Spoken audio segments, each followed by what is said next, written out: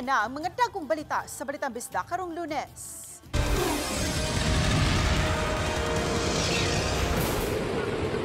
Pipila ka mga lugar sa Balamban ug Asturias nakasinati og pagbaha. 13 ka mga panimay naugaw sa sunog sa Barangay Dulho, Fatima. Entablado alang si Sinulog, gisugdan na pagpatukod. Ug Tuslog Festival 2025 mabulukong gisaulog sa lungsod sa Uslo. Kini ang GMA Regional TV, Balitang Bisdak. Maayong hapon, ako si Cecil Kibod Castro.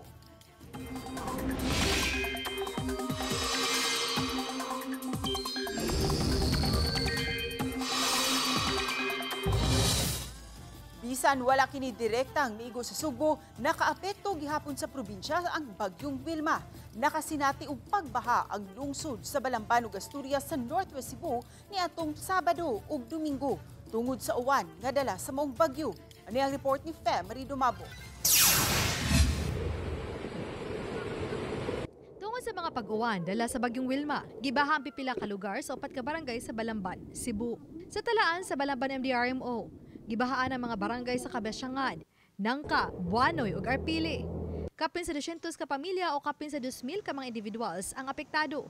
Maayo na lang kay walay natalang casualties. If we are to compare the people, ma'am, previously, mas eager silang mag-evacuate this time. Then, days before, napagsabihan po natin sila na to evacuate ahead.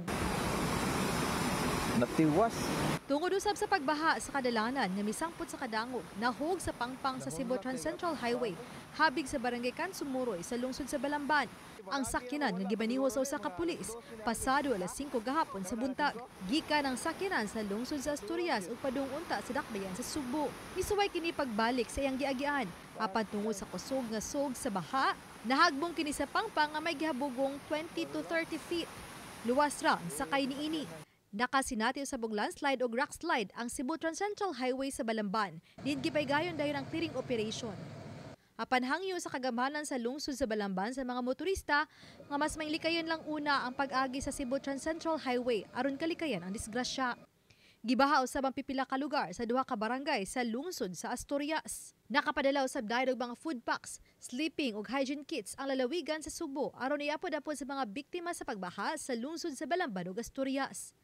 Samtang aron makalingkawas sa epekto sa bagyong Wilma ang northernmost Cebu. Subsub ng ilang pagpangandam sa maging Biyernes pa lang hangtod na niadtong weekend. Wilma, mural ganang ang sa amo ko diri sa Bugo, mural tag naanad na sa bagyo.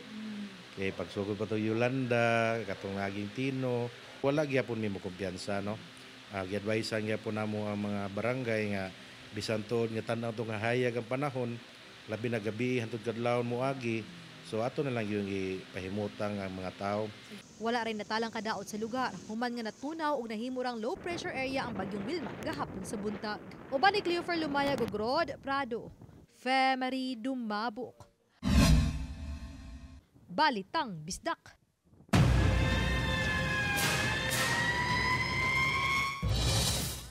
Unom ka mga panimay ang naapektuhan sa sunog sa Sitio Mayflower, Barangay Dulho, Fatima ning dakbayan sa Sugbo kagahapon sa kadlawon.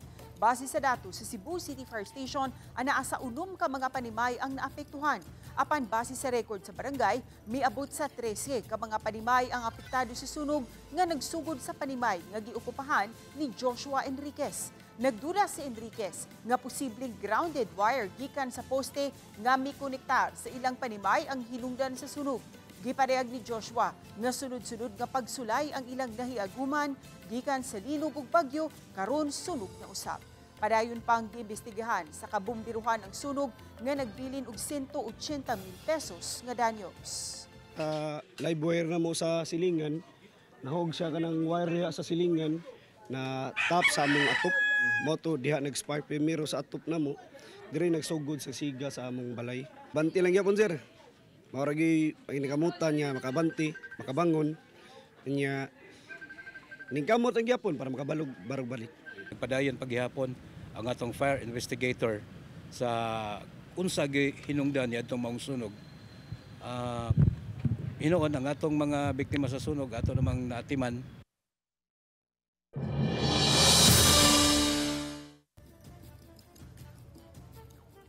12 anyos nga lalaki nalumos samtang naligo kini sa dagat sa may Angasil Port sa Mactan niadtong Biyernes sa buntag.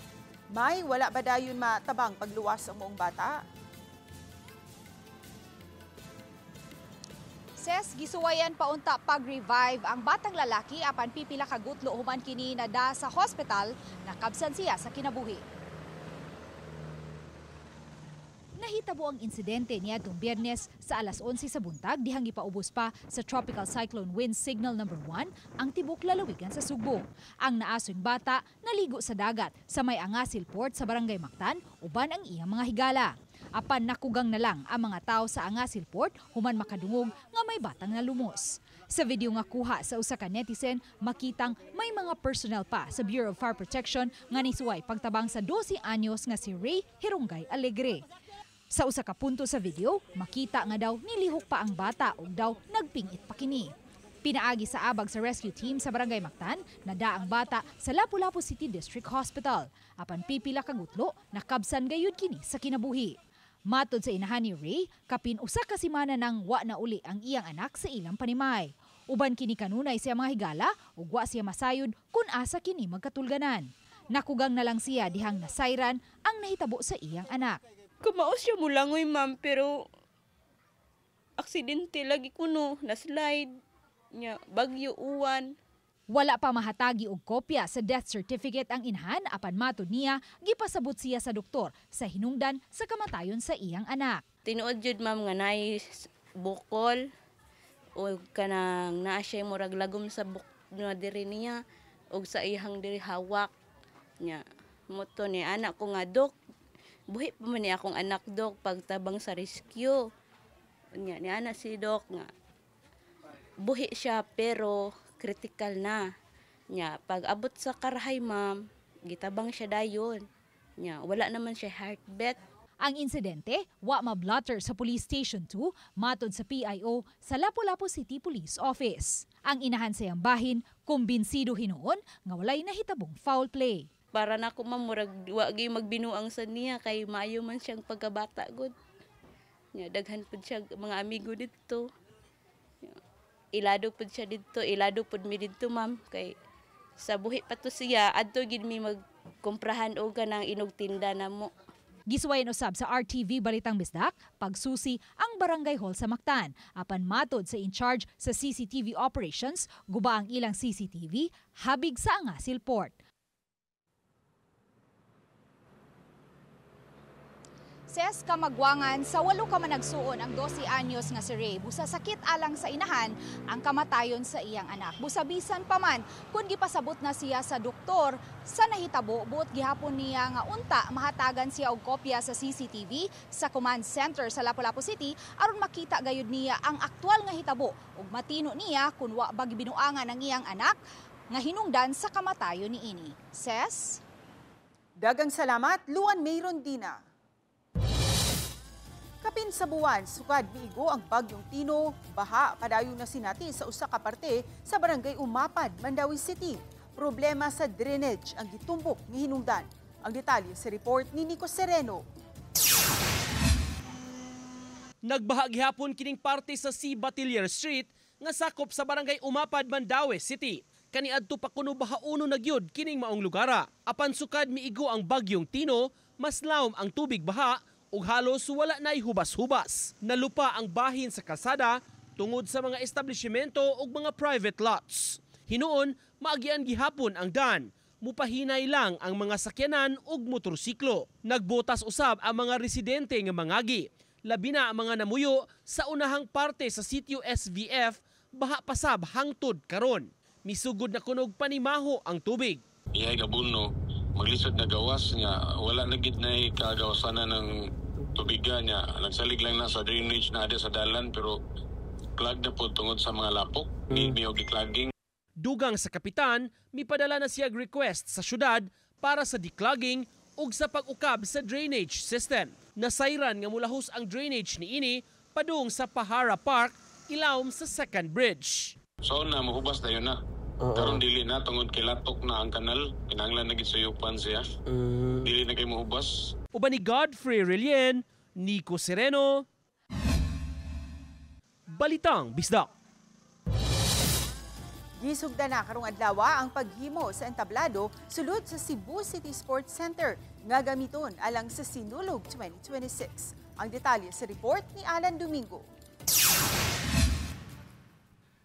Naabtan sa Balitang Bisdak ang mga nagtrabaho sa stage nga gamiton alang sa Sinulog 2026. Diin gigamitan pa og crane ang pagdala sa ubang mga kagamitan.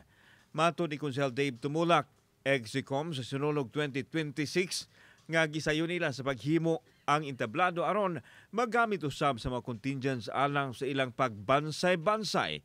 Adunay 37 ka contingents ug usa ka guest contingent ang mosalmot sa Sinulog Grand Parade sa sunod tuig. Among giauhag ang ato mga contingents pagpa-schedule namong daan diri sa Cebu City Sports Complex sa Sinulog Foundation para sa ingon mahatagan mo og slot no sa pag-practice diri sa ato ang stage mismo. Gipahibaw ni Tumulak ka mas nindot ang mga floats karon tungod kay 70% sa dayan-dayan magpakita sa pagtuo sa Senior Santo Niño ug 30% lang ang komersyalismo.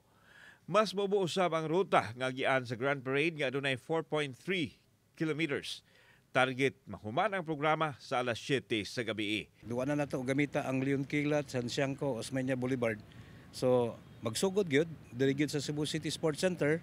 Padong dito sa Fidel Rosario, padong sa Lorega, left turn Mango Avenue, diretso na gina sa Fuente Osmeña, left turn na sad sa Osmeña Boulevard, balik diri sa Cebu City Sports Center. Giklaro usab ni Tumulak nga way tugutang mag-street party sa ruta sa Sinulog Grand Parade apan adunay mga dapit. Sama sa SRP nga gitugutan ang street party. Kay daghan na kaayong nag-request diri kanato. No kay kun mahimo amo mas lang gihangyo nga kung mahimo ang inyong mga venue adto dito sa SRP or somewhere layo-layo lang sa rota there is may Gorordo. Aduna usay imontar ang mga bleachers sa daplin sa mga karsada alang sa mamutan-aw sa street performance. Sa pagkakaroon, 60% ng andam ang dakbayan sa Sugbo alang sa Sinulog 2026. Kauban si Clover Lumayag, ako si Alan Domingo. Balitang Bisdak. Kini ang GMA Regional TV, Balitang Bisdak.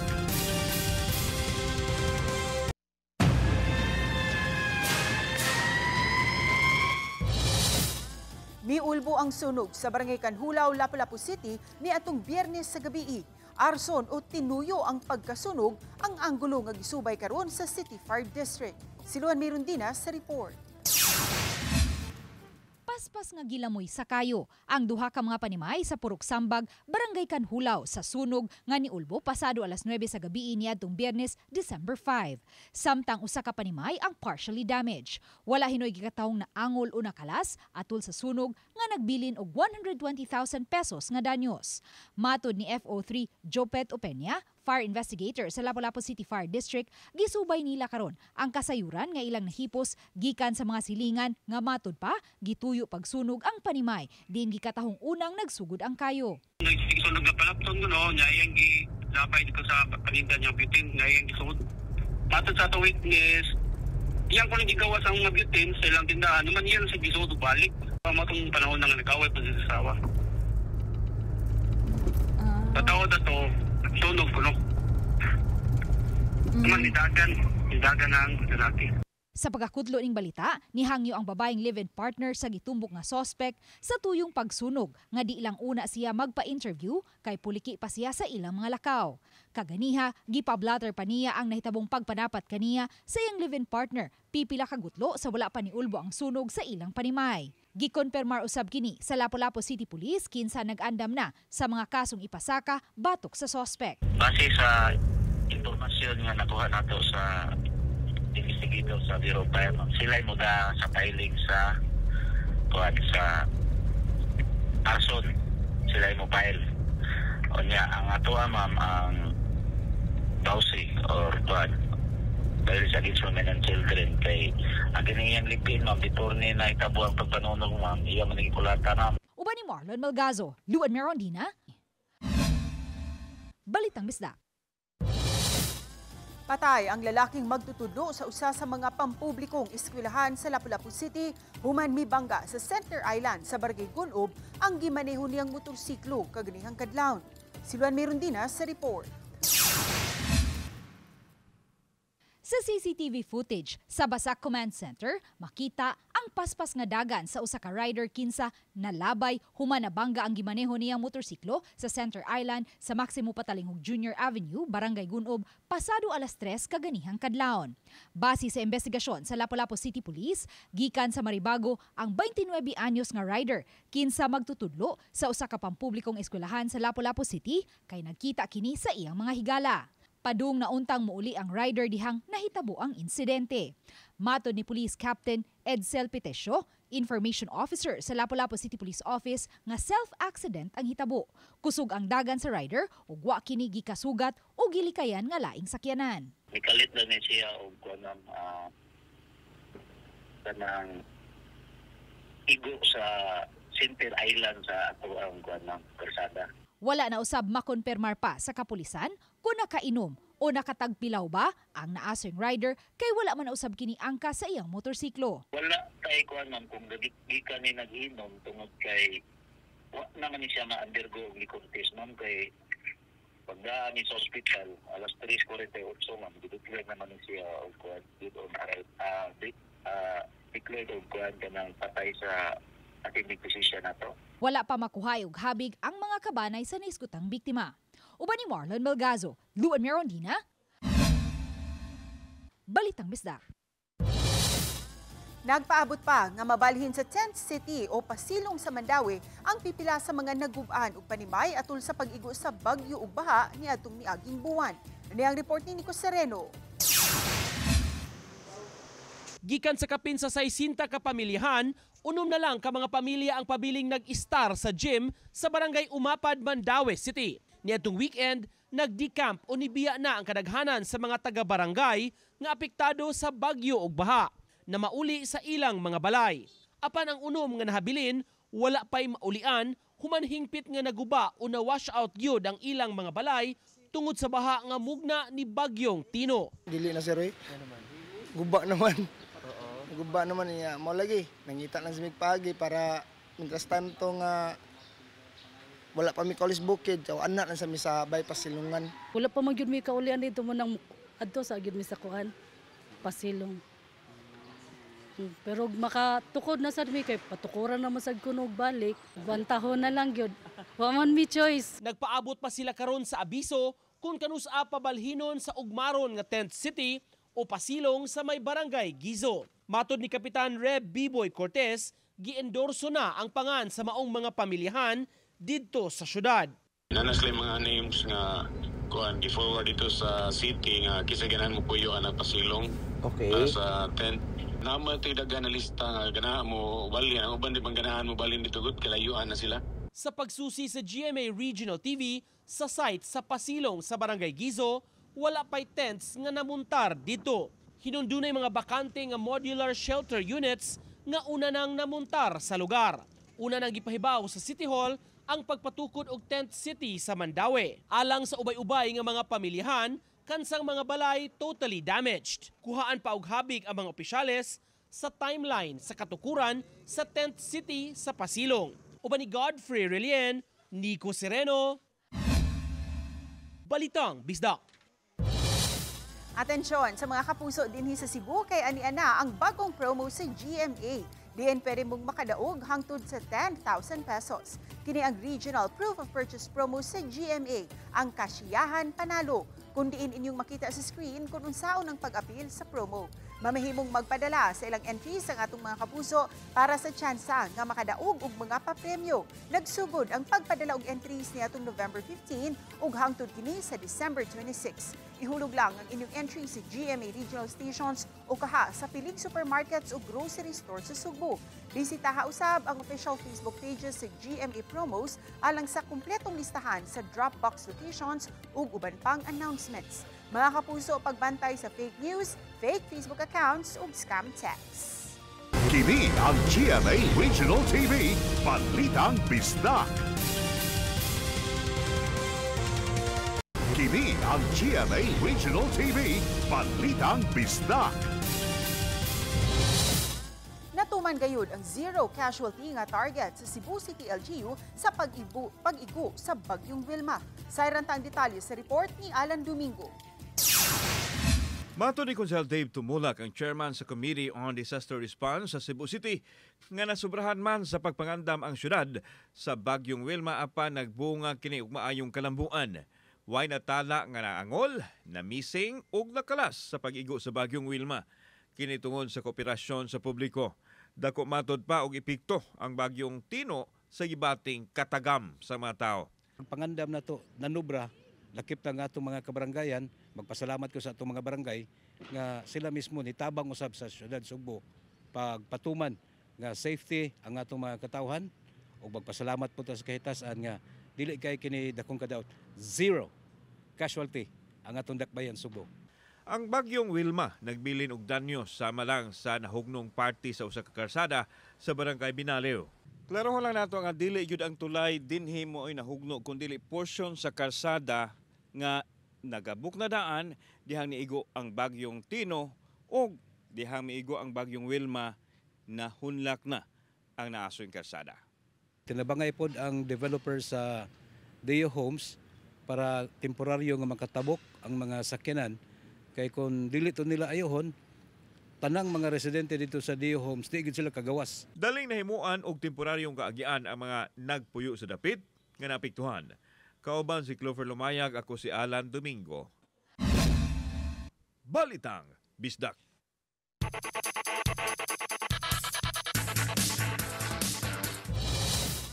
Nakahanay na ang NCAA Season 101 Men's Basketball Finals tali sa San Beda Red Lions ug Letra Knights. Kinihuman gidusmog sa Red Lions ang Binil Blazers sa Game 3 sa semifinals matchup kagahapon sa score nga 84-81.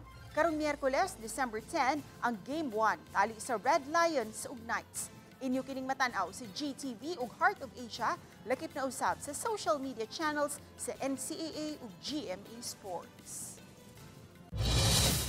Usa ka magtikab nalimbuwad samtang patungas sa Sitio Upper Fatima, Barangay Apas ning Dakbayan sa Sugbo. Ano ang report ni Alan Domingo.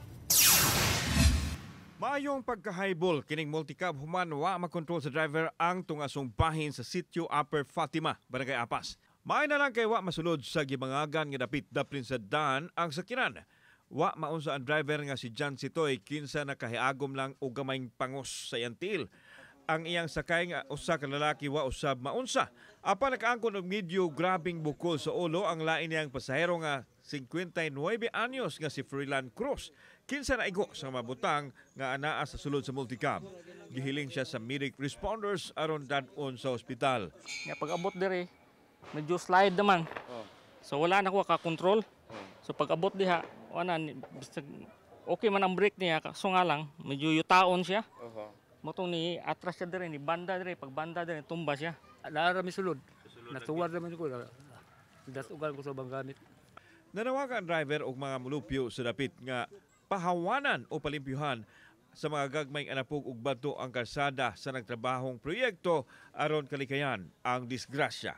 Kauban si Marlon Melgaso, ako si Alan Domingo. Balitang Bisdak.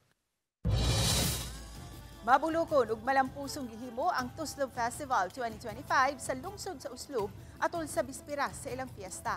Gidugo kagabi sa mga tao ang Tuslob Festival sa Uslob ug dinhi nagtigi ang upat ka mga contingent. Ilang gipakita ang kasaysayan ug kultura sa lungsod ug ang hiyas sa mga taga-Uslob nga nailhan sa ilang pagkamatinabangon, pagkamaabi-abihon ug pagkamahigalaon. Gipili usab ang Festival Queen 2025 sa maong festival. Ang pagsaulog sa Tuslob Festival, usa ka pasalamat sa lungsod sa grasya nga ilang nadawat sa tabang sa ilang patron saint, ang Immaculate Conception. Sadya ug mabulukon ang pagsaulog ug pagtapos niadtong Biyernes sa Urban Poor Solidarity Week dinhi sa Sugbo. Ano ang report ni Fem Marie Dumabo? Unang higayon kining gipaygayon nga regional nga programa nga gitambungan ni Undersecretary sa Presidential Commission for the Urban Poor o PCUP, Michelle Ann Gonzalez. Saysay ni Gonzalez nga sa tulo ka tuig, dadugangan og 2,000 ka mga accredited urban poor organization o anaa sa 118,000 families o dulaan sa 1 ka milyong Pilipino. Gikan sa 1989 nga may 16,530 nga urban poor organization ang na-accredit sa PCUP.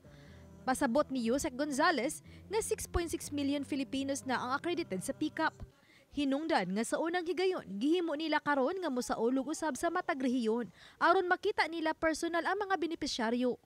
Because this is our way of showing you that you are important to us. We want to talk to you. We want to engage with you. We want to make you feel na hindi kayo nakakalimutan ng gobyerno. Dulaan sa 500 ka mga benepisyaryo ang mitambong sa Sugbo nga gikan sa naglaing dapit. Nakadayig siya sa mga Sugboanong urban poor group nga taliwa sa mga katalagman nga naagian sama sa linog ug mga baha.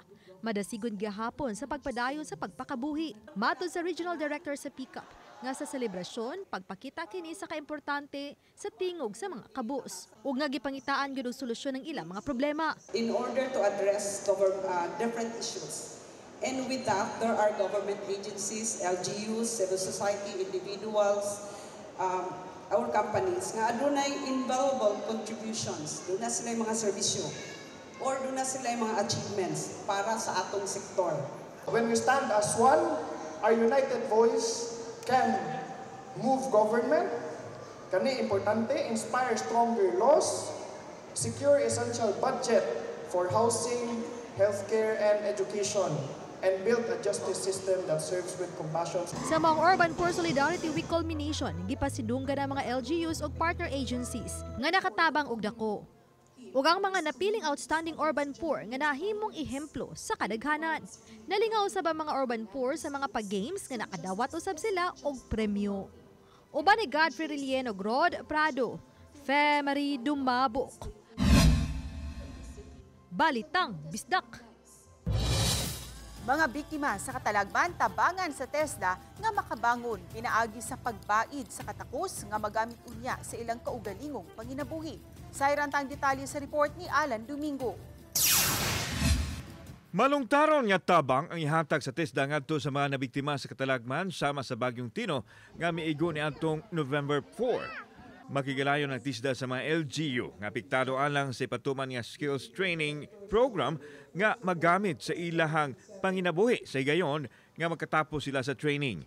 Napatuman ang programa sa biktima sa magnitude nga 6.9 nga linog nga miigo sa Northern Cebu ni atong September 30. Nagbigay po tayo ng pondo for Cebu para po sa carpentry NC2, electrical installation NC2, para po makatulong sa ating mga bayan na maka-rehabilitate. Samtang formal nga gilusad sa TESDA ang labing unang Philippine Qualification Framework Level 5 Diploma Program. Naglakip kini sa natad sa manufacturing, semiconductor ug allied programs. Ang PQF Level 5 mao pinakataas nga qualification level nga gi-issue sa TESDA nga mulanat og 3 ka tuig. Magamit kini sa panarbaho ug mahimo usab nga mopadayon sa engineering courses ug makreditan tanang subject ug labaw sa tanan, libre kini. Kaya po ito po ay more long-term na commitment ng Pilipinas at kasama po ang TESDA dyan sa bubuo ng ecosystem para ma-attract po, ma-draw in ang mga investors, ang mga semiconductors, industry and companies. Kauban si Clover Lumayag, ako si Alan Domingo. Balitang Bisdak. Wala makalikay ang lalawigan sa Siquijor sa kusog nga ulan dala sa Bagyong Wilma ni atong miaging semana. Base sa talaan sa Siquijor Provincial Disaster Risk Reduction and Management Office, daghan ang apektado sa mga lungsod sa Larena ug Enrique Villanueva. Dali dayong gipahigayon ang preemptive evacuation. Daghang mga panimay, dalan ug boarding house ang gisuludog tubig baha tungod sa walay hunong nga bulog sa uwan. Gideklarar usab sa mga lungsod sa Larena, San Juan ug Enrique Villanueva ang suspensyon sa mga klase sa tanang ang-ang. Lakip sa mga naapektuhan ang boarding house nga gipuy-an ni James Grant Manggubat diin gisulod kini sa tubig baha. Sa pagiginabi sa RTV Balitang Bisdak ang James Grant nga usa ka criminology student. Ulan, ngayon mga alas 4 to alas 5 sa kuan buntag, adto na nisugod nagkatas ang tubig. Yung gipuka ko sa akong kabordmate. Tapos yan siya kataas na daw ang kuan tubig sa akong boarding house. Subay ni ini kasamtangang gihiklik sa Siquijor State College ang mga apektadong residente. Gisusi sa mga opisyal sa Siquijor State College President Dr. Steven Sumaylo o College DRRM Dr. Eric Mark Upaon ang mga residente aron ma-assess ang sitwasyon ug mapabalhin ang mga apektadong estudyante.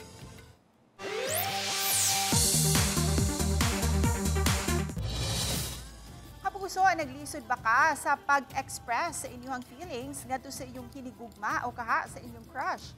Then do the Mr. Hokage moves kinaagi sa pagharana ug paghalad ug awit alang kanila.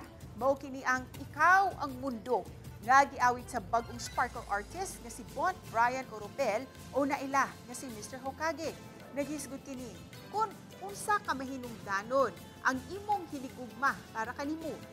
Matod ni Mr. Hokage, wala ni hintit nga gibiyaan ang pag-vlog kung diin siya misikat apan gusto usab niya ipaambit ang iyang talento sa pag-awit. Hinungdan nga misulod siya sa singing career. Dugay na usab siya ng andoy nga mamahimong usa ka singer. Sa mga gustong maminaw siyang bagong single, ani ay mensahe alang kaninyo. Puso sa mga taga Cebu dyan, sana po bigyan niyo po ako ng time na pakinggan ang aking bagong song na Ikaw ang Mundo. Out now sa lahat po ng digital platforms and ayun, sa YouTube and Facebook and Instagram. Kami ang GMA Regional TV, Balitang Bisdak. Kinatibuk ang pwersa alang sa mas dakong misyon ug mas halapad nga pag-alagad sa nasud. Mga kapuso, 17 days to go na lang ug Pasko na. Maayong hapon mga kapuso.